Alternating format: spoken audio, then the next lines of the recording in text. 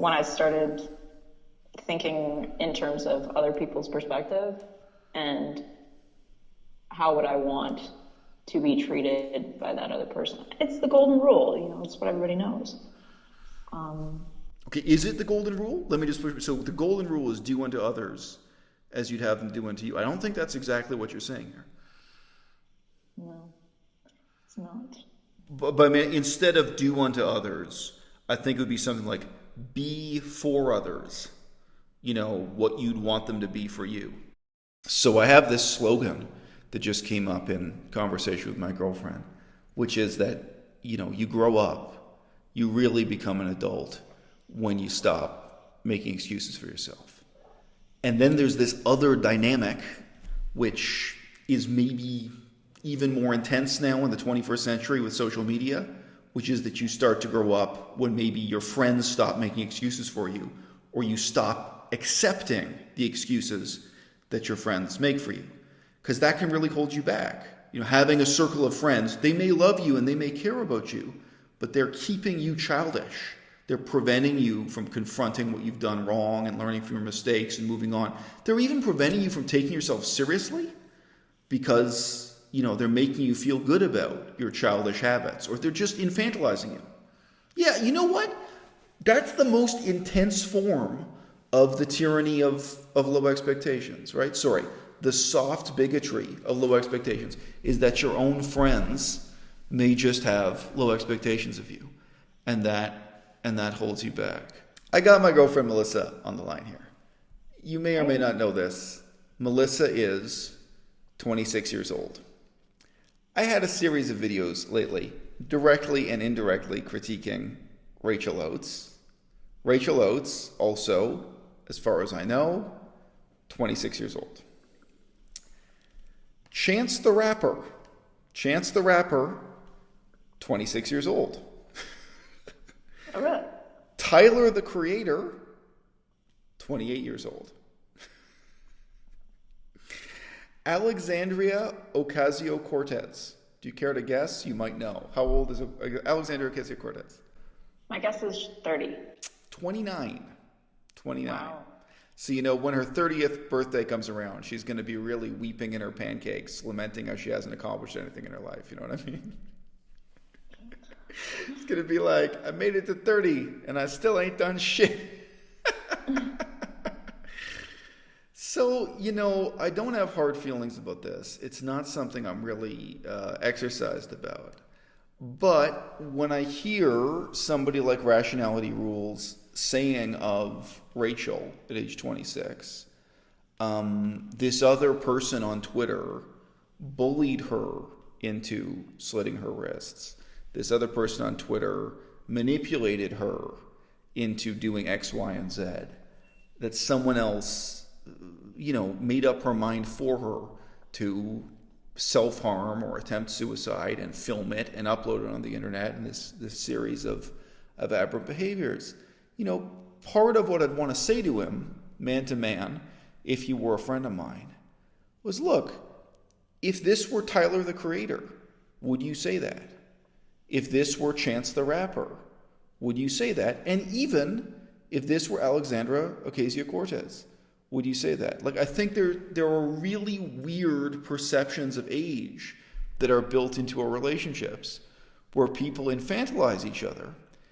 And, you know, to use that well-worn phrase, there's the bigotry of low expectations. So I couldn't agree with you more. You grow up when you stop making excuses for yourself. Yeah. You know, the man who was accused of killing John F. Kennedy.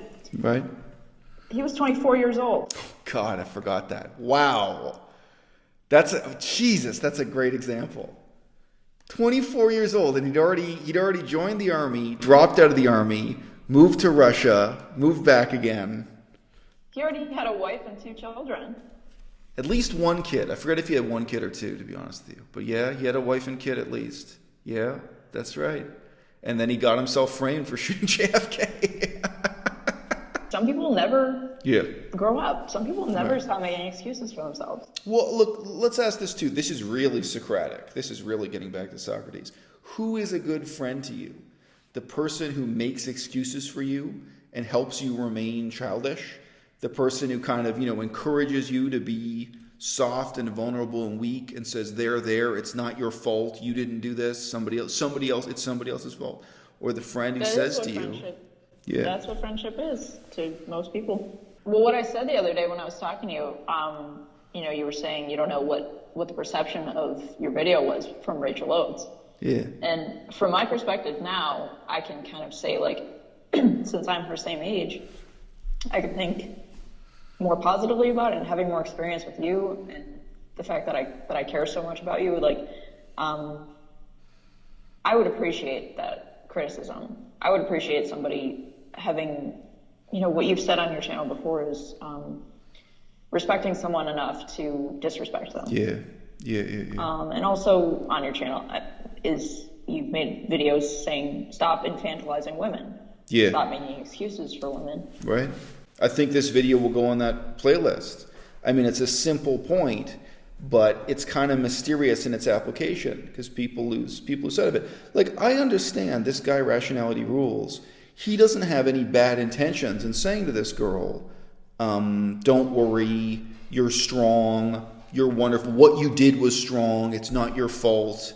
It's this other guy's fault for bullying you into self-harming, bullying you into, manipulating you into, uploading this thing to the internet. You just did this for this reason. Well, sometimes we treat the genders differently. If we're talking about childbirth or military service, there are some ways in which the roles of men and women are asymmetrical that have to get dealt with. But I do think it's important to challenge yourself in these situations. How would this be different for me if the person I was talking to was a man of the same age instead of a woman? What if your friend was a black dude who looks like Tyler, the Creator? You know what I mean? Can you imagine saying to him, after this dude attempted suicide or slashed his wrist and bled on camera and filmed it and uploaded it and then sent that film out to the public and the person who'd been quote-unquote bullying him on Twitter? I wouldn't even dignify it. I can't even really call it bullying under these circumstances without getting into details. But I mean, I've seen the messages, and I know she was blocked anyway. So they weren't even being sent to her. There are a lot of facets that go into it. This is all a discussion about human psychology. But I think to an extent that is massive. What you actually look like. Yes. Right. How you're perceived by those around you changes what you have gotten away with throughout your life and what you've had to be exposed to throughout your life. Gender, height. Yeah. Just all of that is hugely important. Well, one of the things that leaps to my mind right away, one of the reasons I'm using a face here, why I'm putting in a picture of, like, this is Tyler, the Creator, this is Chance the Rapper, like, to visualize, if this was your friend, was a kind of large, self-confident black male of about the same age, is that, I think it's really sad that for a kind of small, effeminate guy, some people would make the same excuses without questioning it, without examining it, whereas they wouldn't for a kind of tall, self-confident man. What the hell does height have to do with it? Anyway, go on. But I do think it's not just gender. It's perceived masculinity, which includes race in a really, bad way. I mean, there's no reason why an Asian man should be perceived as less masculine than a black man, but I think prejudicially, probably in New York City, people do. People do think of the different ethnic groups as more and less masculine. Anyway, Absolutely. Sorry, go on. And knowing what you look like too, yes. You have a sense of what people who look like you are able to get away with in society, and what other people say, he's the victim in this situation. If it were right, a tall, older man that was even the same age. Because 26 is not young. You're no kid at 26. No. But look, the only thing I want to be more precise than saying getting away with. Getting away with something means different things to different people. What we're really talking about here is someone reassuring you and saying it's not your fault. Yes. Like, no, you took a razor blade or whatever kind of knife and you cut your own arm, and you made the decision to do it on camera, and you upload it to the public. In some countries, that's a crime. On many websites, it's a violation of terms of service. Like uploading images of gore or self-harming is very often. It's a bannable offense. But whether or not it's actually criminal wherever you are is another question. Local laws and regulations. Okay, you did this. And if you're my friend, let's just say I have a friend who looks like Tyler the Creator. It's not whatever. I'd say, dude, what the fuck are you thinking? It would not even occur to me to say to him, oh, don't worry, it's not you, it's this other person. This other person bullied you into it. You only did it for this reason. And of course, she makes those excuses for herself. But we see other people making those excuses for her also, That's right. And that's right. That's kind of what I'm saying. Getting away without taking responsibility. Yeah. I'm just being more precise than saying getting away. No, you're right. You're right. Yeah. At what age are you going to start taking responsibility for yourself and your own actions? And in a broader sense, who is responsible? Yeah. For her actions, for her pattern of self-harm, for her depression. A lot of people can blame your upbringing. You can blame your experiences in life. But, that's the broader question. Who is responsible? You talk about the years going by. I think that is also a big part of growing up. It's also a part of being grown. Yeah. Is recognizing that life is long. What seems like a big deal to you today won't seem like a big deal to you 6 months from now. Right. But how are you going to let it affect you? Right. Well, you must remember this. At least twice in this relationship, I've said to you, there's a difference between something being large and something just being close to you. Absolutely. The difference is perspective. Perspective is telling the difference between things that really loom large and things that are really close to you as opposed to far away. Right. Yeah. Right. Perspective is a huge thing. Look, recent. Okay. Look, Melissa, my girlfriend, you're cute. You're not roly-poly cute. You're more striking than cute. I'm not saying but cuteness is different from beauty. You know what I mean? For some girls, they really have a childish look about them. But nevertheless, in your case also, you could drift through life and have people treat you as young. You could be the young lady right up until one day you're middle-aged and nobody's making excuses for you anymore. You know what I mean?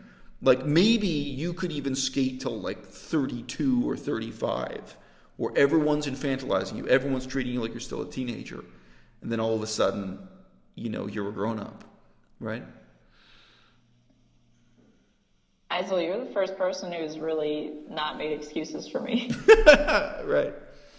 So I think... So it was 3 months after we started dating. More and more, that's when it started happening, when I stopped making excuses for myself. Yeah. When I started thinking in terms of other people's perspective and how would I want to be treated by that other person. It's the golden rule, it's what everybody knows. Okay, is it the golden rule? Let me just push. So the golden rule is do unto others as you'd have them do unto you. I don't think that's exactly what you're saying here. No, it's not. I think the point is more be the sort of person that you would appreciate as a good person if you were evaluating somebody else. But, I gave her this example earlier. We were talking on the phone. Somebody who's smoking marijuana and playing video games, and they may have all kinds of excuses for why they're enjoying their life, and there's nothing wrong with this, and they don't feel any guilt about it. But then if you ask them, if you had a teenage son yourself, is this what you would want your teenage son to be doing with his time? Or if you were still a teenager and this is what your parents were doing with their time, if your parents were getting high and playing, how would you feel about that? And then, at once... I think it's kind of an extension of the rule. Yeah. It's kind of an extension of the rule because, in that phrase, treat others how you'd like to be treated, it's also a reflection of who you are. Right. How you want to be treated. When I first heard the video you made recently talking to Rachel Oates or talking about Rachel Oates, yeah, I thought I would be honored if somebody made that video trying to have a morality lesson, try to teach me something like that. But that reflects who I am. And she did not respond this way. Go on. She did not appreciate it, but go on, yeah. Exactly. Right. So, it's kind of, you're right, it's not just the golden rule. It's kind of an extension of that by saying... But I mean, instead of do unto others, I think it would be something like be for others, what you'd want them to be for you. Right. I think, though, putting it into the unequal relationship of parent and child is what also gives that life, though. Like, I would want you to be responsible, a responsible person toward me. Maybe not literally my parent, but it's not just that I want you to be fun. You know what I mean? I don't want you to just be entertaining for me, that I want you to be a good person in at least the sense where you would be capable of taking care of me, or you'd be capable of taking care of somebody. You mentioned this, not me. You mentioned the image from Sparta, from ancient Sparta, that all of the citizens of Sparta were expected to behave as parents toward everyone else. It's a very interesting. That's right. And interestingly, it's a lovely idea, and it's a lovely idea to be more of a family-oriented society, because you want to not necessarily be friends with everybody, like you say, not necessarily just be the guy that everybody likes to have fun with. Yeah. You want everybody else to take responsibility for what they're doing with their lives, and in that way, that's basically what the image of Socrates is. That it's the gadfly in society that getting people to question what they're doing, why they're doing it. A lot of people don't like that figure, but I do. I like being challenged, and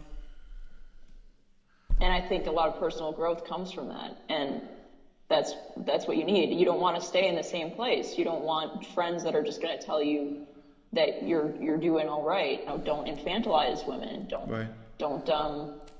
Well, look. Don't make excuses for people, because all these people get to a point where they stop making excuses for themselves and their behavior. Yeah, I'm sorry I cut you off there. That is a good point. So you were saying the point is ultimately you want friends who don't make excuses for you, because that encourages you to not make excuses for yourself. So I do think that's a really important point. With this case study of Rachel Oates, I notice also that all of her friends and all of her supporters are telling her that she's a good person, that she's a wonderful person, that she's a strong person. And that's just something she is, right? Like, it's a quality of the soul that they're ascribing to her. And that's also really dangerous to me, because then also that's not something you strive to be or something you question, right? And the particular scenario is a bit surreal. Like, okay, if I have a male friend who's the same age, he's 26 years old. I have a friend who's a dude, and he attempts suicide on camera and uploads the footage of him attempting suicide, or him self-harming, and him bleeding out of his arm, and him weeping and carrying on. And he does that to get the attention and sympathy of other people on the internet, including one person who quote-unquote bullied him, without digressing into whether or not the word bullying even applies. Would anyone respond to that by telling him that he's a good person and that he's strong, that he's a wonderful person and so on? Like, right. shouldn't there be questioning of exactly those things? Isn't that exactly what you want the person to question? Wait a minute, why are you so weak? Why are you so susceptible to this? Don't you really need to examine? Isn't this what we need to talk about? Yeah, go on. We're in the realm of discussing human psychology here, and a big factor is appearance. A big factor is what you experienced growing up. And it's also about what is okay for these different, or what's normalized in culture. Like, how can you express your feelings of, it's not normal to show yourself self-harming on video. It's really not. That's extreme. Right. But like you said, it's kind of, a man wouldn't be, people wouldn't make excuses for a man that age, I don't think, like they do with a female that age. So I don't know. I mean, growing up in America, we got this problem with mass shootings. I mean, I know this is a political topic, but like, what's okay for a female to do. She shows herself self-harming because she's been bullied. I think Yep. the masculine thing is, sorry, I shouldn't be saying No, things no, like, no. I'm gonna, I think though you get into the other problem of the soft bigotry of low expectations there, which is mental disability, because I mean, that's the other big thing it's talked about and yet also avoided in those discussions. Is quite a few of these mass shooters, they have Asperger's syndrome, they have autism spectrum disorder, they are mentally retarded one way or the other. And even if you just watch the footage of the interrogations, it's sometimes very obvious. There's this image of the autistic person kind of presented by Hollywood, like, oh, he's just slightly quirky. No, it's a serious disability, And being disabled doesn't make you nice and doesn't make you harmless, doesn't make you cute either. And so it's interesting, the infantilization of disabled people and the infantilization of women also. Yeah, I mean, over time, where does it leave you after living with those low expectations for so long? Yeah, I think, the question that you let off with is, when did you start feeling like you're not making excuses for yourself? Yeah. It really took some pretty intense situations with you for me to see myself instead in a different light. Imagining that my behavior is being done by somebody of a different gender, of a different age, of a different physical stature. Yeah. If you imagine your behavior in that light, you really start to see things differently. I can remember even asking you, how would you feel about the argument you just presented to me if it was some other young woman? I can remember doing that too with you as a thought experiment, where there weren't even that. You were like, oh wow, it's really different when I'm imagining someone other than me saying it. That was early in the relationship. Right. Even, different culture. Right. Having now seen a lot of living in a different culture, meeting other people from around the world too will influence what you think is normal, what you think is acceptable behavior. Yeah. And what you think, or what we make excuses for in America are different than, I mean, make excuses for I think elsewhere in the world. There's more than one way out of this kind of excuse-making mentality, but like being a good person or being a good woman is even more loaded. Being a good man, somehow that's different from being a good person. It shouldn't be, but it is. I mean, they have different connotations culturally. But, it's really different even if you just narrow it down to think about being a good author, being a good writer, something like this. You know what I mean? Yes. I had a conversation with my father. My father's dead now, by the way. But back when I was a teenager, and I just commented. At that time, I was studying the theater, including ancient Greek theater. And I commented about a particular play by a particular author. I said, "Oh, I just finished reading this play, and I really feel like copying it out longhand. Just to kind of study more carefully. Like if you write something out longhand, you take the time and you really think about how it's composed.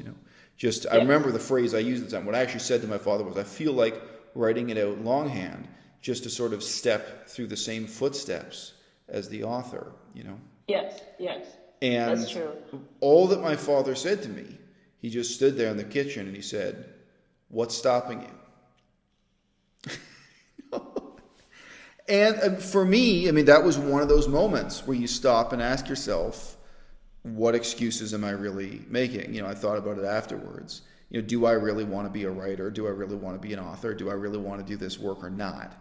Because if I wanted to, if it was some other guy who really wanted to do this, that's what he'd do. You know what I mean? Do I really want to, whether it's writing for the theater or writing nonfiction or something, is this really what I want to do? Do I want to take myself seriously as an author or not? But I mean, being a good author, being a good writer, already there's a challenge to you, right? Whereas being a good person, people don't think of that in a way that challenges them. If anything, they use that notion to insulate themselves against being challenged, I think.